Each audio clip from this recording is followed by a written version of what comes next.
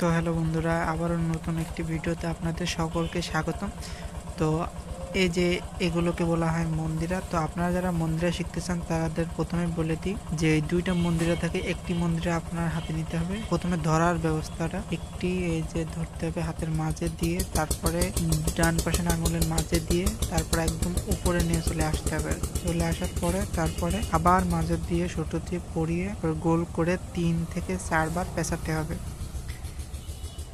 পেঁচানোর পরে আপনার এই যে এবার সহজে জিনিসটি বের হবে না। তারপরে যে বড়টি আছে ওইটি আপনার এই যে একবারে উপরের আঙুলটি নিয়ে তারপরে 3 থেকে 4 বার একই রকম করে পেঁচাতে হবে নিচে দিয়ে, ঠিক আছে?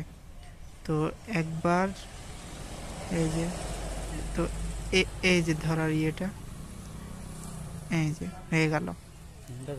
তো এখন আপনারা মন্দিরাটি বাজাতে পারবেন। তো পরবর্তী পার্টে আবারও জানিয়ে দেব। তো সবাই ভালো থাকবেন।